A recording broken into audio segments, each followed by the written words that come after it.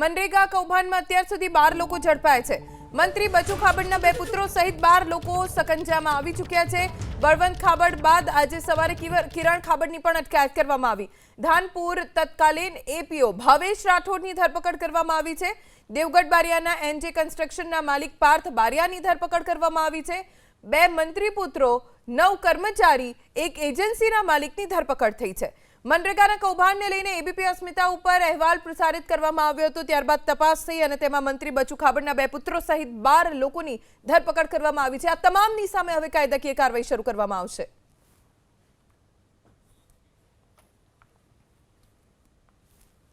તેમાંથી અમુક લોકો જ્યુડિશિયલ કસ્ટડીમાં છે અને અમુક લોકોના રિમાન્ડ ચાલુ છે।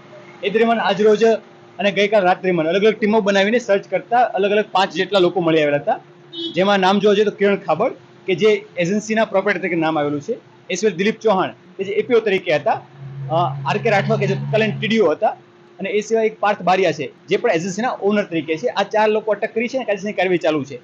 આ સિવાય અન્ય એક વ્યક્તિ ભાવેશ રાઠોડ, એમને પણ રાઉન્ડ અપ કરવામાં આવેલો છે અને ટીમ ઓન ધ વે છે। 5 જેટલા લોકો આજે અટકાયત પકડવામાં આવેલા છે અને તપાસ હાલમાં ચાલુમાં છે। આ તરફ મંત્રી બચુ ખાબડની રાજીનામાની માંગ સાથે કોંગ્રેસ હવે મેદાનમાં આવ્યું છે। બચુ ખાબડને મંત્રીમંડળમાંથી દૂર કરવા માટે કોંગ્રેસના ધારાસભ્ય અમિત ચાવડાએ માંગ કરી। પ્રામાણિક અધિકારીની એસઆઈટી બનાવી તપાસ થવી જોઈએ। દાહોદના તમામ ગામોમાં મનરેગાના કામોની તપાસ થાય। છેલ્લા 10 વર્ષમાં થયેલા કામોની તપાસ થવી જોઈએ તેવી માંગ સાથે અમિત ચાવડાએ કહ્યું કે 22 મેના રોજ દાહોદ જઈને લોકોને મળીને ફરિયાદ સાંભળીશું। મેં પહેલા જ કીધું છે કે રાજ્ય સરકારે તટસ્થ પ્રામાણિક અધિકારીઓની એસઆઈટી બનાવવી જોઈએ। આખા દાહોદ જિલ્લાના તમામ તાલુકા અને તમામ ગામના મનરેગા અને નલ સે જલ યોજનાના કામોની તપાસ થવી જોઈએ। 1 વર્ષ 2 વર્ષ નહીં, છેલ્લા 10 વર્ષના કામોની તપાસ થવી જોઈએ।